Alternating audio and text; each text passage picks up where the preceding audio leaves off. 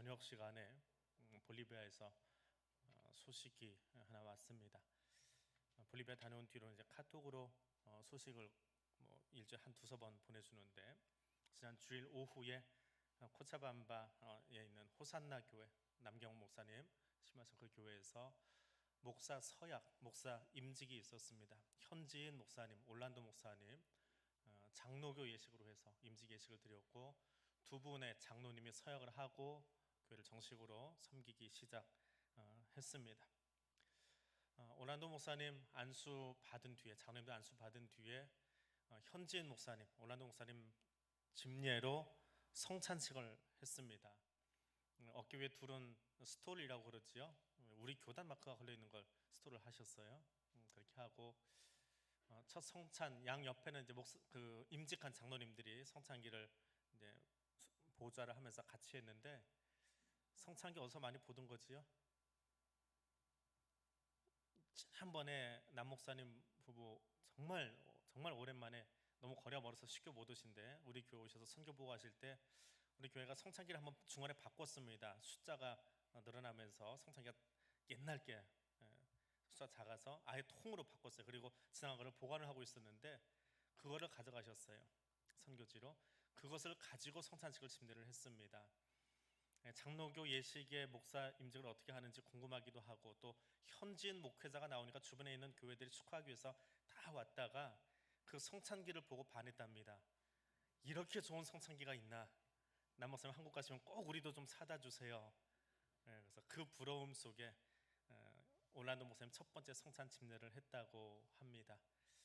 우리에게는 작은 용기인지 모르겠지만 현지에서는 정말 고급스러운 성찬기 가지고 현지 목사님 첫 성찬 집례하는 감격스러운 모습이 있었다고 이렇게 사진으로 보내오셨습니다.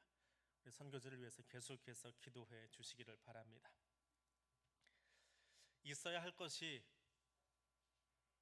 없으면 불편합니다. 불편한 정도가 아니라 힘들어집니다. 여름은 여름다워야 되고, 사람은 사람다워야 되고, 나라도 나라다워야 합니다. 오늘 본문의 배경이 되어지는 남유다와 북이스라엘, 당시 중동 지역의 최강자로 불리던 아수르의 침략 위협 앞에 서 있습니다. 그런데 백성들은 도덕적으로 타락하고 우상숭배 죄를 범하고 있습니다. 거짓 선지자들이 횡행하고 하나님의 말씀에 대한 권위는 이미 땅에 추락해버렸고, 백성들은 방향을 바로잡지 못하고 있습니다. 그래서 하나님은 미가서 앞부분을 통해서 아수르를 통해 이 나라를 심판하시겠다라고 말씀하고 계십니다. 미가서는 7장짜리 책인데 그것을 크게 3개로 나누어서 세 번째 예언의 마지막 부분이 오늘 우리가 읽은 본문입니다. 그 앞에 있는 첫 번째와 두 번째 예언집에서는 북이스라엘과 남유다의 사회적 타락에 대해서 지적을 하고, 또 이스라엘 지도자들의 죄성과 동시에 메시아 예언까지도 나오고 있는 짧지만 아주 급격하게 하나님의 마음과 세상의 모습을 번갈아 가면서 보여주고 들려주고, 또 심판도 하면서 위로를 전하고 있는, 또 결단을 촉구하고 있는 하나님의 모습을 볼 수 있습니다.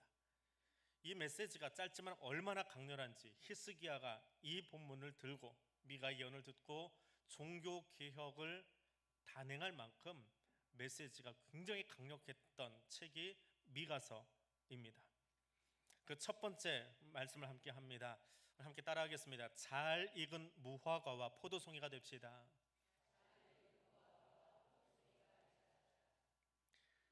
7장 1절은 이렇게 시작합니다. 재앙이로다 나여 나는, 그럽니다. 이스라엘을 나라고 표현하면서 의인화시켜서 표현합니다. 근데 그 이스라엘이 재앙이랍니다. 이스라엘의 모습이 재앙이랍니다. 하나님께서 이스라엘을 선택하신 이유가 무엇입니까? 여호와께서 너를 그 지으신 모든 민족 위에 뛰어나게 하사 찬송과 명예와 영광을 삼으시고, 그가 말씀하신 대로 너를 내 하나님 여호와의 성민이 되게 하시리라. 거룩한 백성 삼으시려고 하나님이 구별하여 부르신 것이 이스라엘이고 오늘 우리들이라는 말입니다. 어떤 할머니가, 나이 드신 어머니 4분이 모여서 아들 자랑을 하기 시작했습니다. 첫 번째 할머니가 이야기합니다. 우리 아들 교회 목사라고. 사람들이 하는 말이 우리 아들을 보고 고귀한 분이라고 하던데 하고 자랑을 합니다. 그랬더니 두 번째 할머니 가만히 있을 수 없지요. 우리 아들은 추기경인데 사람들은 우리 아들 보고 거룩한 분이라고 혀. 세 번째 할머니 질 수 없잖아요. 와매 우리 아들 교황이지라. 내 새끼들 와 고결하신 분 더 높은 사람 없지롱 그러면서 메롱메롱합니다. 그러니까 네 번째 할머니 뭐라고 할까요? 이걸 웃잖아. 우리 아들은 쇼다리에 곰보에 거기다 뚱보이기까지 한기라. 그런데 사람들은 우리 아들 보고 하는 말이 오 마이 갓 한다니까.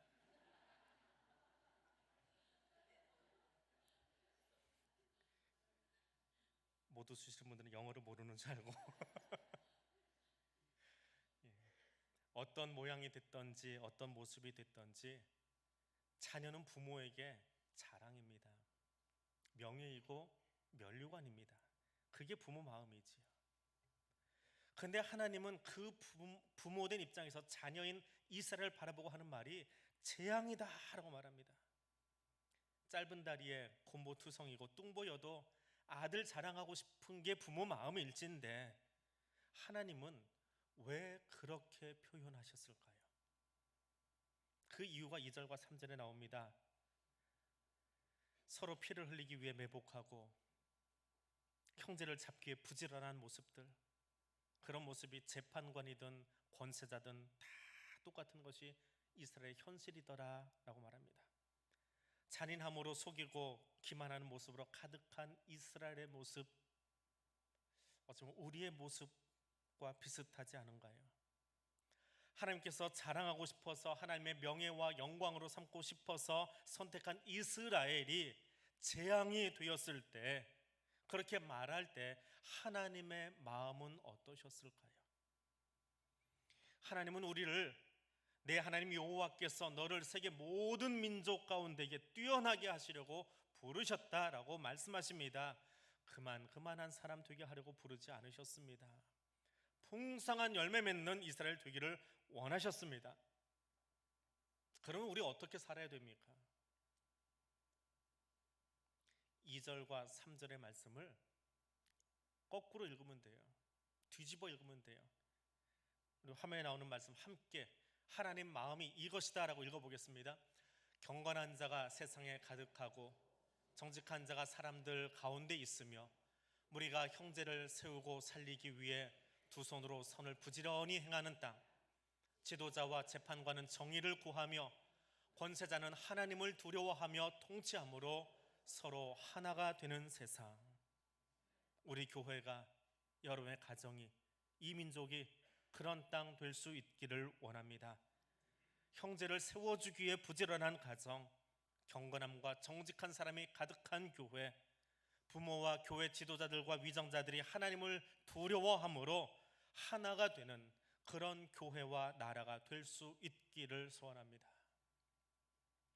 두 번째로 미가를 통해서 들려주시는 말씀입니다. 함께 따라합니다. 사랑과 신뢰의 공동체를 만듭시다. 다시 한번 같이 합니다. 시작. 사랑과 신뢰의 공동체를 만드십시다. 그래서 하나님이 원하시는 공동체입니다. 우리나라 말은 참 깊이가 있어요. 외국 사람들이 우리나라 말을 그냥 들으면 헷갈리기 참 좋은 것이 한국말입니다. 식사 자리에 가서 밥을 먹었는데 너무 맛있어요. 그럼 뭐라고 합니까? 야, 음식만 죽이는데, 잘 먹고 죽인대요. 일을 시켰는데 일을 너무 못해요. 그러면 하는 말이 있습니다. 잘한다. 잘하는 건가요? 못하는 건가요? 너무 잘하는 유머 있지요. 아버지와 아들이 같이 목욕탕에 갔습니다. 아버지가 그 욕탕에 딱 들어가 나와서 하시는 말씀, 그랬더니 아들이 그 아버지 말 듣고 욕탕에 들어갔다 번쩍 뛰어나와서 하는 말, 너무나 잘하는 이야기라 저는 말하지 않겠습니다. 한국말이 그래요. 참 유머러스해요. 그런데 7장은요 그 유머가 상실됐어요. 5절을 보십시오. 너는 이웃을 믿지 말며 친구를 의지하지 말며 내 품에 누운 여인에게라도 내 입의 문을 지킬지어다. 이웃도 믿지 못하고 친구도 의지할 수 없고 품에 누인 여인 아내에게조차도 함부로 말을 할 수 없을 만큼 죄악이 극에 달한 세상이 미가가 바라보고 있던 이스라엘의 모습입니다. 오늘 우리는 어떻습니까? 우리 가정은, 우리 부부는, 우리 친구 관계는 어떻습니까? 일말의 신실함도 남아있지 않고 인간다운 모습이나 자연적인 애정조차도 모두 망각해버린 이스라엘의 모습이나 속내를 다 놓고 편하게 이야기해야 될 옆에 교회 목사님, 우리 같은 국회 옆에 앉은 사람들, 정치인들, 그 마음 터놓지 못하고 있는 것이 이게 사람 사는 세상입니까? 이게 하나님이 원하시는 세상입니까? 이게 하나님 기뻐하시는 세상입니까? 왜 그런 일이 벌어지고 있습니까? 신뢰가 깨어지고 불의와 믿음이 가득하게 된 이유는 무엇입니까? 어느 누구도 믿지 못하는 사회가 되어지고 심판받을 수밖에 없는 처지가 된 이유가 무엇입니까? 하나님 떠났기 때문입니다. 하나님을 떠난 세상과 사람은 하나님과의 관계만 깨어지는 것이 아니라 이웃과의 관계도 깨어지고 공동체도 깨어지고 결국에는 심판에 이를 수밖에 없습니다.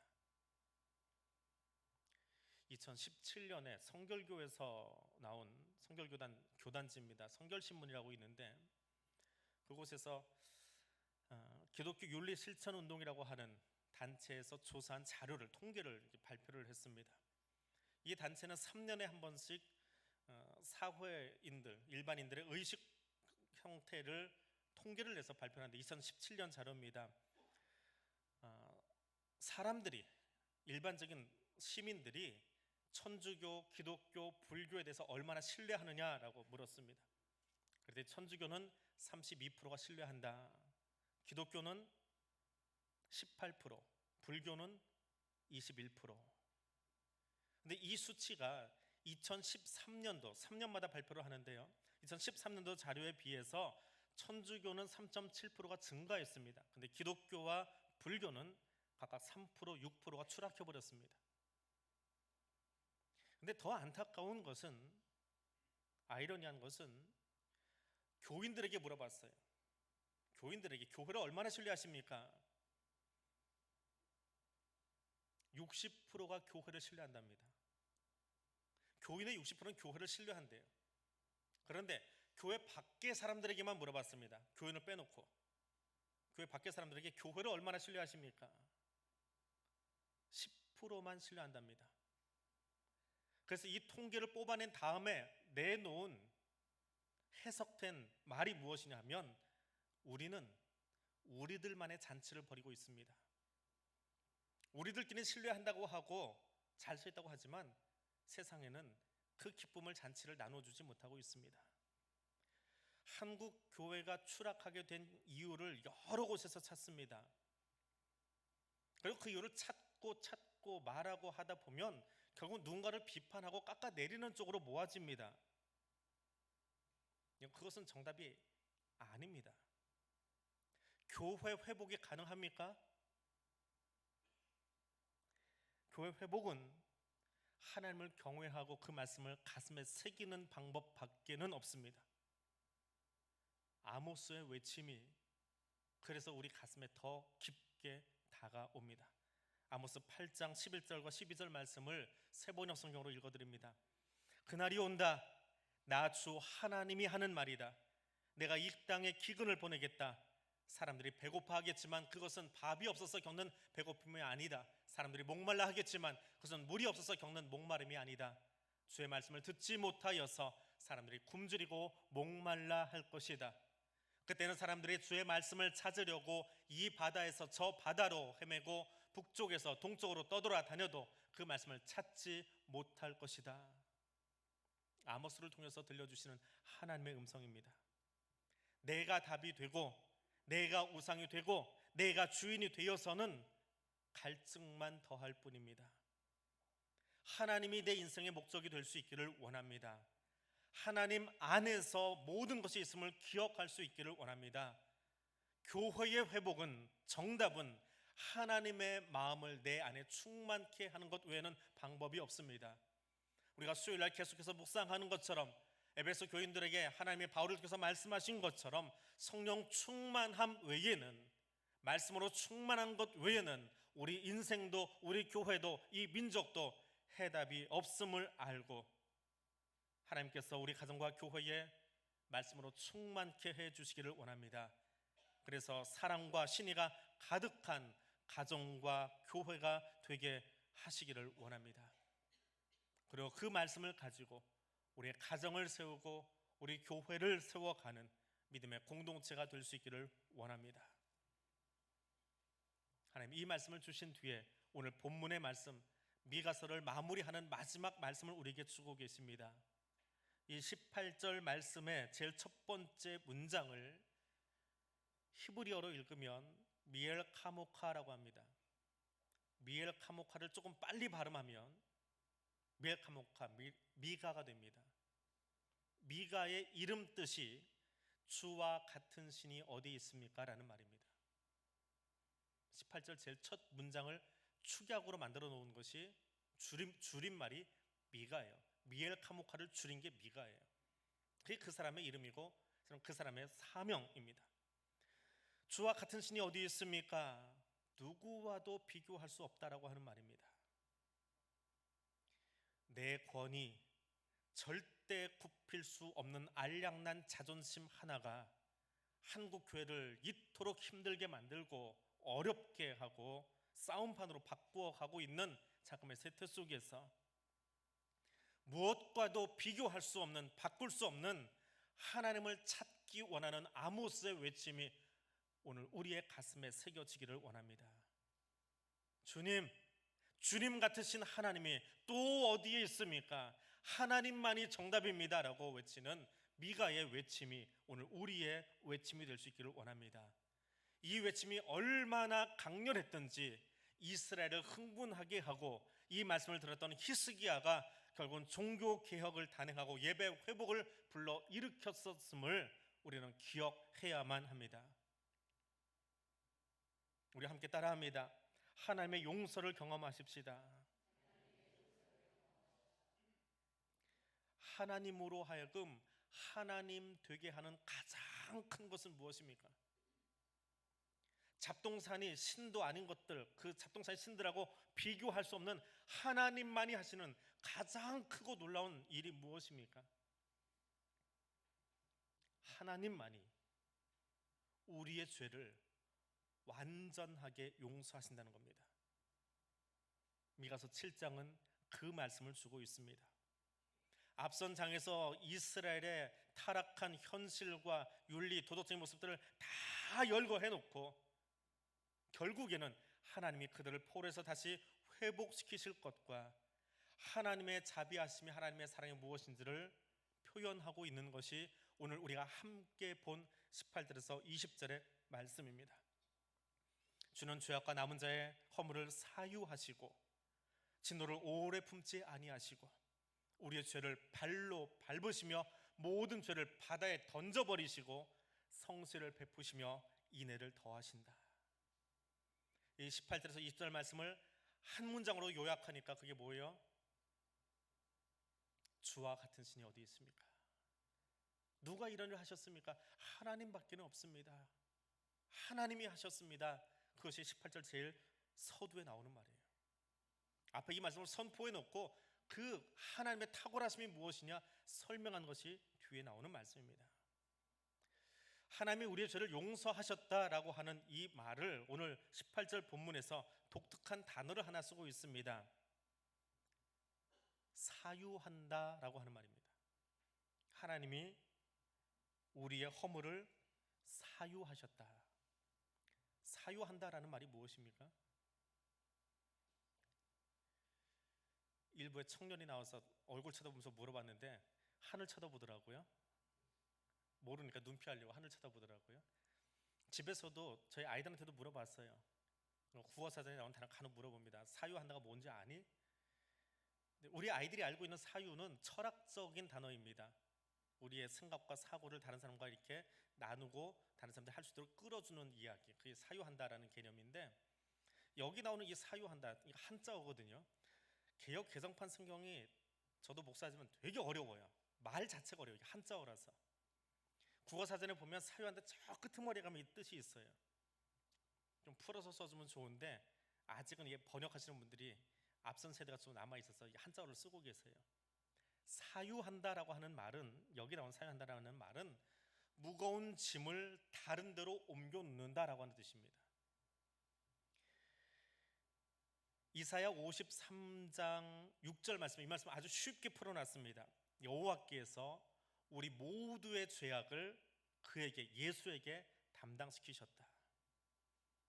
하나님은 우리의 죄, 내가 짊어지고 고민하고 힘겨워서 어깨 푹 찾아가지고 전전긍긍하고 있는 그 죄의 짐들, 혹은 내가 해결할 수 없는 인생의 무게들을 놓고 이걸 어찌하면 좋습니까? 라고 그 문제 앞에서 버둥버둥 거리고 있는 그것들을 번쩍 들어서 예수에게로 옮겨버린 거예요. 네가 고민하지 마, 예수 십자가로 다 옮겨버린 거예요. 내가 해결하려고 하지 마, 내가 해줄게. 번쩍 안아서 하나님이 그 짐을 져주시는 거예요. 그래서 십자가 앞에 나가면 우리가 자유하고 행복하고 기뻐할 수 있게 되어지는 것입니다. 그런 신이 세상에 어디 있습니까? 잘못하면 벌 주고 야단치고 징계하고 아프게 하는 세상의 잡동사니 신들하고 어떻게 하나님을 비교할 수 있느냐라고 하는 거예요. 하나님 우리가 허물을 그렇게 다 옮겨 놓으시는, 사유하시는 하나님인데, 그 하나님 알고 나니까 미가의 대답입니다. 주와 같은 신이 어디 있습니까? 어느 날 하나님이 노트 하나를 펴고 읽기 시작합니다. 그 노트는 뭐가 있냐면 내 어릴 때부터의 죄가 거기에 적혀 있어요. 허물이 적혀 있어요. 여러분 인생 속에 가장 먼저 저질렀던 나쁜 일, 나쁜 행동, 그게 뭡니까? 여러분의 죄의 고백을 적는다면 제일 앞에 어떤 것부터 적기 시작하실래요? 가장 어릴 때 나 이것부터 잘못했어요.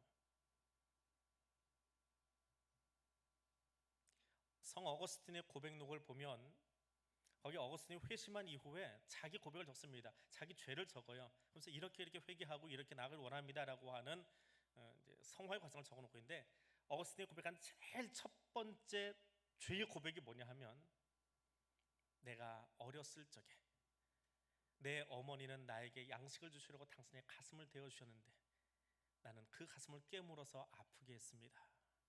그것을 회개합니다. 엄마들은 아시죠? 그게 뭔지. 애가 이가 나기 시작하면 간질간질해가지고 젖을 빨고 있다가 그냥 확 깨물어버려요. 순간적으로. 자지러지죠. 놀래가지고. 근데 어쨌든 그걸 생각한 거예요. 커서 보니까 그게 얼마나 내 엄마를 아프게 했는지. 그분은 내게 양식을 주고 싶어서 당신의 가슴을 내어주셨는데 나는 그 가슴을 아프게 한 사람이에요. 그걸 회개한대요. 하나님이 보니까 그 죄, 어릴 때부터 그 죄가 빼곡히 적혀 있는 거예요. 얘가 크면 좀 나아질래나 한 장 넘겼더니 그 다음에 더 해요. 조금 더 장성하면 사춘기 지나면 되어질래나 넘겼더니 또 그래요. 결혼하면 철들래나 그래 넘겼더니 또 그래요. 노년이 되면 나이 들면 조금 괜찮아지는 애들이 또 그래요. 그러다가 다 넘기다 보니까 인생이 끝났어요. 노트 다 넘겼습니다. 하나님 어떻게 하실까요? 노트를 다 넘기신 뒤에 마지막 페이지 그러다 새로 하나님이 더 쓰십니다. 내 죄를 사유한다. 이거 다 들어서 예수 어깨 위에 올려놓을게. 그가 다 십자가에 지고 용서하고 너는 나에게 달려와. 내가 너와 친구에서 함께하고 싶어. 그게 하나님의 노트랍니다. 그것이 사유함이에요. 우리로는 해결할 수 없는 그 인생의 죄의 짐들을 예수 그리스도를 화목제물 삼으셔서 거기에 얹어 놓으신 거예요. 우리를 다 아시는 하나님, 너무나 잘 아시는 하나님. 그래서 하나님만 만나면 죄송하고 미안하고 부끄러워서 아담처럼 나무 뒤로 숨고 싶은 것이 내 마음인데, 하나님은 책장을 다 넘기신 뒤에 용서라고 기록하시는 분이 저와 여러분의 하나님입니다. 말씀을 마무리합니다. 잘 익은 무화과와 포도송이가 되는 것, 사랑과 신뢰의 공동체를 만드는 것 내가 아닙니다. 죄인인 나는 할 수 없습니다. 오직 하나님의 용서를 경험한 죄인만이 할 수 있습니다. 죄인이지만 용서를 경험했기에, 그 사랑을 경험했기에 비로소 그 용서에 기대어서, 그 사랑에 기대어서 하나님이 원하시는 공동체를 만들어갈 수 있습니다. 우리의 모든 죄를 바다 가운데 던지시는 하나님, 독생자 예수 그리스도를 십자가에 화목제 어린 양으로 내어주기까지 나를 사랑하시는 그 하나님, 그 하나님의 인애가 오늘 저와 여러분의 삶을 덮기를 원합니다. 그리고 그 비교할 수 없는 하나님의 사랑이 오늘 나를 감싸고 있으므로 그 힘을 가지고 우리나라가 일본에서 해방된 그 작은 해방의 기쁨이 아니라 우리가 죄에서 용서받은 그 감격의 기쁨을 가지고, 구원의 기쁨을 가지고 나가서 하나님 알지 못하는 백성들에게 진정한 자유와 진정한 해방과 기쁨을 전할 수 있는 교회와 성도들 될 수 있기를 원합니다. 기도하겠습니다. 하늘에 계시는 하나님 아버지, 눈을 들어 미가를 통하여 말씀하신 것처럼 오늘 여호와를 우러러보며 구원하시는 하나님을 바라보기를 원합니다. 이 시간 우리의 마음을 세상에 빼앗기지 않게 하시고 신의가 사라진 이 땅 가운데에 신실하신 하나님의 마음으로 우리를 채우사 사랑과 신의가 가득한 공동체를 세워가는 그리스도인 되도록 인도하여 주옵소서. 이 시간 우리로 하여금 예수 그리스도의 십자가 사랑을 깨닫고 경험함으로 주를 알지 못한 채 살아가는 땅의 사람들에게 구원의 복음을 증거하는 증인 공동체가 되게 하여 주옵소서. 예수님 이름으로 기도드립니다. 아멘.